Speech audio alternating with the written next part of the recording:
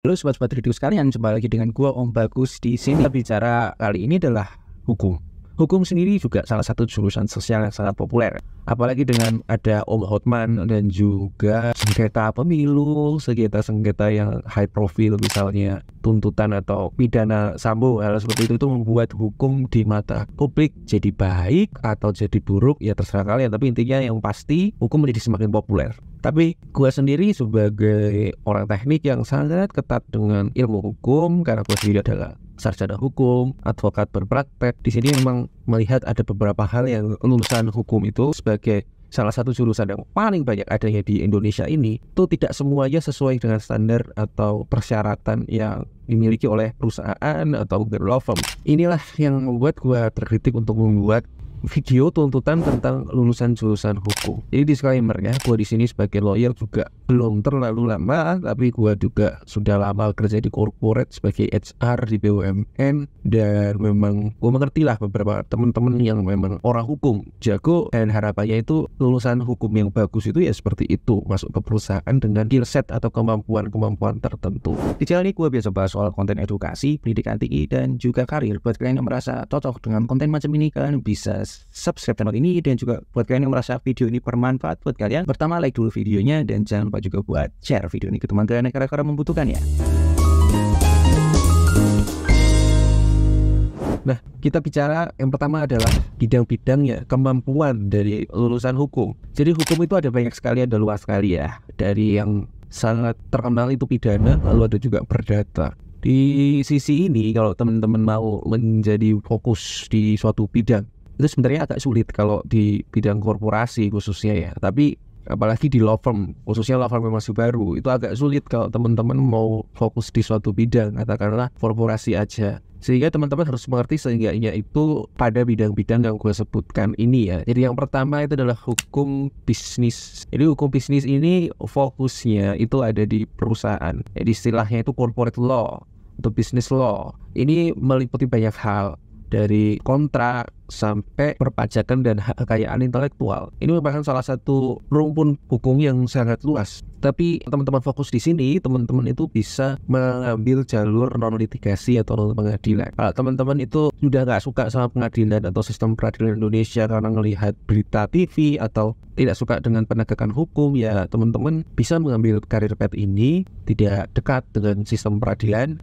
dan kurikulumnya memang sangat luas dan banyak sekali sih memang lulusan sarjana hukum ini ambil S2 di luar negeri untuk hukum ekonomi atau mengambil magister manajemen atau MBA, karena memang hukum bisnis ini memang salah satu rumpun yang amat luas. Tapi ya kalau nggak mau litigasi, otomatis on desk pekerjaannya jadi lebih banyak ya. Dan sulitnya untuk lulusan hukum bisnis, hukum korporasi ini tuh akan banyak bekerja itu di kota besar. Bahkan Surabaya pun kurang besar untuk lulusan hukum bisnis ini. Jadi lingkup hukum bisnis ini intinya adalah orang yang banyak bekerja di kantor, orang hukum tapi tidak praktek pengacara, itu akan lebih banyak untuk mengerjakan hukum bisnis ini. Kalaupun lawyer yang sifatnya retainer atau corporate law firm, itu juga bisa mengambil lulusan hukum bisnis ini. Kemudian ada hukum Islam ya. Jadi hukum Islam sendiri ini merupakan hukum yang meliputi banyak hal sih. Ini luas sekali.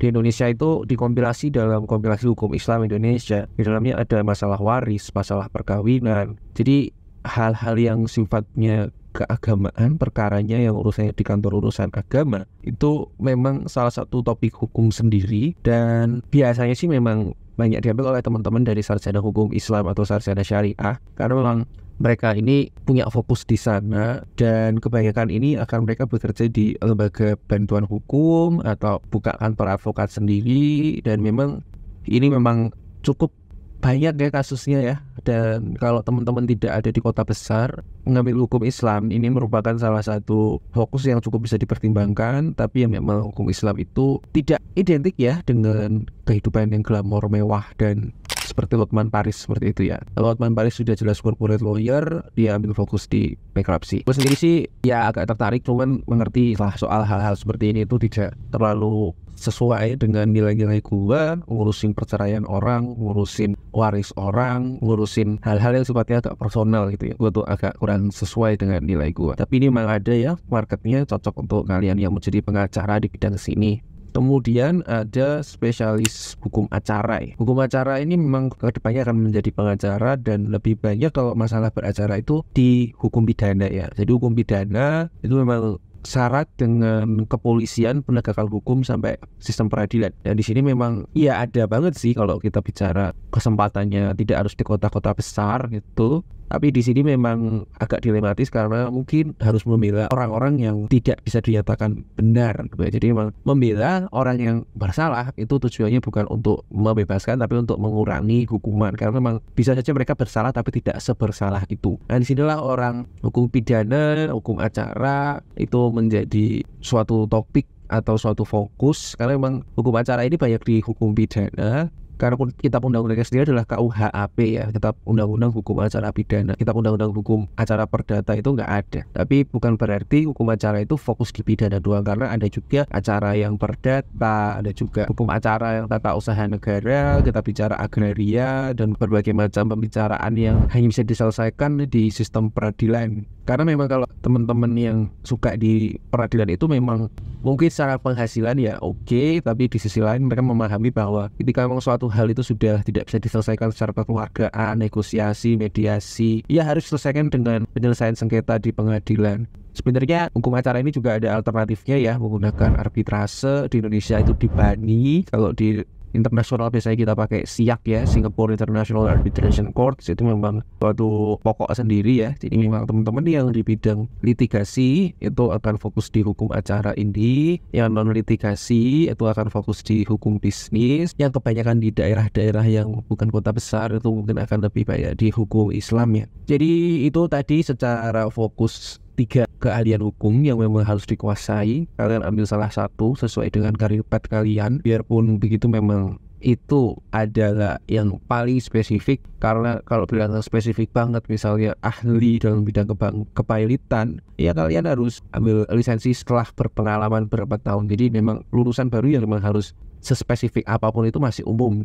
Jadi itu gambaran untuk teknisnya. Kita mulai masuk ke yang non teknis. Kalau kita ngomong non teknis itu kita bicara soal soft skill. Jadi kemampuan legal analysis, membuat rasio legis atau memiliki pemikiran yang advokatif, membuat suatu isu itu menjadi bisa dipahami, dan ya pemahaman itulah yang benar. Biarpun belum tentu itu yang paling benar, tapi membuat orang berdasarkan penalaran hukum, analisis ya, itu membuat dia itu mengerti, oh jadi begini ya yang membuat orang ini itu sebenarnya begini. Jadi hal-hal seperti itu adalah analisis hukum yang bisa dipelajari sebelum kalian lolos, dengan praktek tentu aja, dengan menulis, dengan membuat argumentasi, mempelajari kasus-kasus di pengadilan, membaca putusan-putusan. Itu memang suatu hal yang bisa dipelajari, biarpun memang paling ultimate-nya adalah membuat pembelaan sendiri ya. Tapi di sisi lain memang membuat argumentasi hukum dan juga pembelaan itu memang suatu skill. Gue bisa ngomong adalah soft skill ya, karena tidak dipelajari itu secara kuliah. Karena kuliah ya bicaranya adalah hukum-hukum normatifnya dan juga teoritis secara legal, methodological. Tapi kalau secara pembelaan, advokasi, analisis hukum, rasio legis, itu ya kalian harus pelajari dengan membuat produk.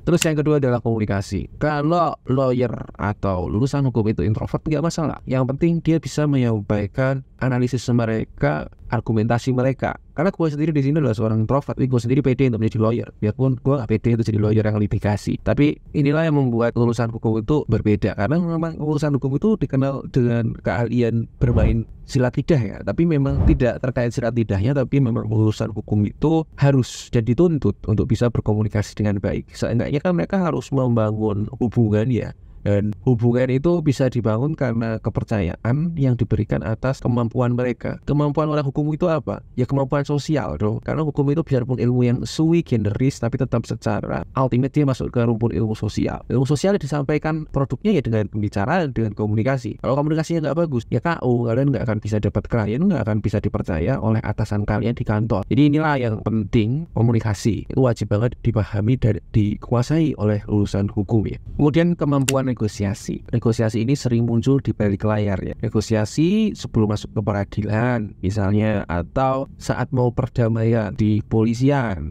satu sama lain, sistem restoratif justice atau hal-hal yang sifatnya masih pada fase mediasi atau negosiasi. Ini memang suatu ilmu untuk menyelesaikan konflik, mungkin dengan kompromi atau mungkin dengan keras-kerasan atau dengan main hati, main watak. Ini merupakan suatu ilmu yang wajib banget dikuasai oleh lulusan hukum. Karena nggak mesti loh pengacara praktek yang butuh skill ini. Kalau kita bicara corporate law pun, kita bicara negosiasi kontrak, itu ya wajib banget dikuasai oleh lulusan hukum soal kemampuan negosiasi ini. Karena memang kemampuan negosiasi ini bisa banget loh memberikan nilai tambah. Dan mungkin nggak hanya di hukum ya, tapi intinya hukum ini merupakan salah satu yang wajib banget menguasai ilmu negosiasi ini. Karena memang ya sekali lagi, orang hukum itu mengerti di branding sebagai orang yang ahli berkata-kata, ahli bersilat lidah. Negosiasi adalah part of that. Jadi kalau teman-teman tidak mengerti komunikasi, tidak mengerti negosiasi, ya mau jadi apa lulusan hukum seperti apa? Kemudian ada sih banyak sekali sebenarnya soft skill, cuman yang perlu gue ingatkan itu adalah kemampuan belajar. Jadi kemampuan belajar karena undang-undang itu adalah produk buatan manusia yang selalu berubah dari waktu ke waktu. Ini teman-teman harus ngerti